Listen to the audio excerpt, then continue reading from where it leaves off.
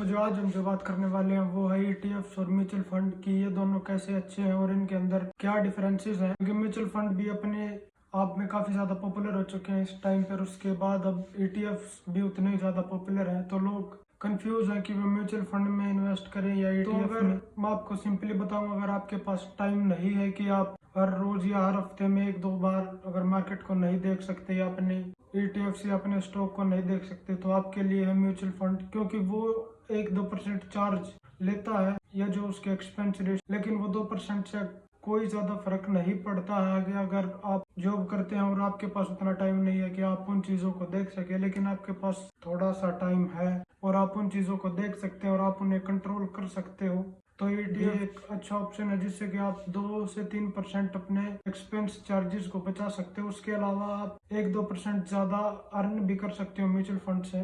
तो जो भी अगर हाल फिलहाल में हम देखें तो ईटीएफ एक मॉडर्न फॉर्म है म्यूचुअल फंड की, जिसमें कि हमें कुछ ऑप्शंस मिलते हैं कि हम लाइवली बाय कर सकते हैं उसे या सेल कर सकते हैं। पहले शायद ऐसा नहीं था क्योंकि उसमें लिक्विडिटी कम थी, लेकिन अब उसमें काफी ज्यादा लिक्विडिटी है, तो हम ये चीजें भी रेगुलर बेसिस पे कर सकते हैं। उसके अलावा एनएवी का मतलब होता है नेट एवरेज वैल्यू, यूज होती है कि हमने कहाँ से बाइंग की है और हमारा कहाँ तक हमें प्रॉफिट हुआ या कहाँ तक हमें लॉस हुआ है। तो उसमें म्यूचुअल फंड अपनी एक एनएवी दिखाते हैं और ईटीएफ अपनी एक एनएवी दिखाते हैं। इसके अगर बेसिक्स तो कोई ज्यादा फर्क नहीं है। जैसे म्यूचुअल फंड कंपनीज को बाय करता है और वो आपको एक एनएवी का प्राइस लोड करता है कि ये आपके एनएवी का प्राइस है, इसके ऊपर अगर प्राइस जाता तो आपको प्रॉफिट होगा। वैसे ईटीएफ्स में है, इसमें भी म्यूचुअल फंड की तरह ही होता है कि आप लार्ज कैप में इन्वेस्ट कर सकते हो, आप लार्ज कैप ईटीएफ ले सकते हो। अगर आप small cap mutual fund use करते हो, आप स्मॉल कैप ईटीएफ भी ले सकते हो। लेकिन मेन रीजन वो है कि आपके पास इतना टाइम हो या ना हो, या आप उस चीज को मैनेज ना कर पाए। अगर आपको ज्यादा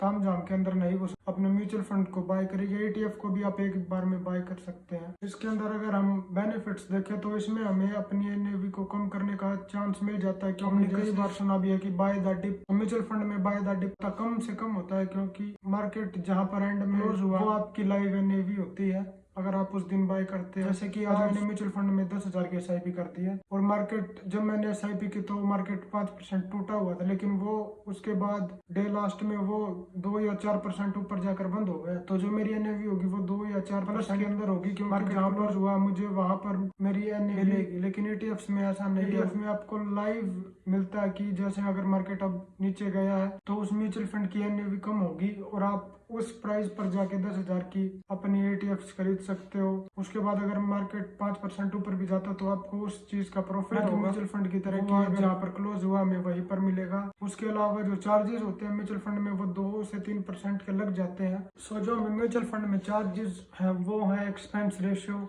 और इसके अलावा एक चार्ज और है the charges of purchasing of portfolio securities, ये भी एक चार्ज है। इसको अगर आप मिलाकर चलेंगे तो लगभग 1.5 से 2% के आपके एक्सपेंस रेशियो के पास 22% का एवरेज रिटर्न आया 1 साल का, तो उसमें से लगभग 2 से 2.5% आपको म्यूचुअल फंड को देना होगा चार्जेस के अकॉर्डिंग। लेकिन ईटीएफ्स के अंदर ऐसा नहीं है, उसके अंदर कम चार्जेस से कम होते हैं, क्योंकि म्यूचुअल फंड के अंदर रेशियो होता है वो होता है 0.1 के आसपास का होता है। उसके अलावा जो ये चार्जेस है जो मैंने अभी आपको बताए, एवरी परचेज ऑफ शेयर, ये एक रेशियो होता है, ये म्यूचुअल फंड के अंदर भी लगता है और ईटीएफ्स के अंदर भी लगता है। लेकिन ईटीएफ्स के अंदर ये काफी ज्यादा कम लगता है, लगभग 0.1 के आसपास ही लगता है। जो पोर्टफोलियो सिक्योरिटी चार्ज है वो सिर्फ म्यूचुअल फंड के अंदर ही लगता है। और अगर आपको इन चार्जेस के बारे में ज्यादा कुछ जानना तो आप ये बुक पढ़ सकते हो, कॉमन सेंस इन्वेस्टिंग, जिसमें कि आपको चार्जेस और म्यूचुअल फंड के बारे में सब कुछ बताया जाता है। उसके अलावा अगर आप देखें तो म्यूचुअल फंड और ईटीएफ में जो बिग डिफरेंस है वो यही है कि वो आपको लाइव बाइंग और सेलिंग की अपॉर्चुनिटी देते हैं। तो मुझे लगता है कि शायद आपको ये वीडियो पसंद आई होगी, आपकी लाइफ में थोड़ी सी वैल्यू ऐड हुई होगी।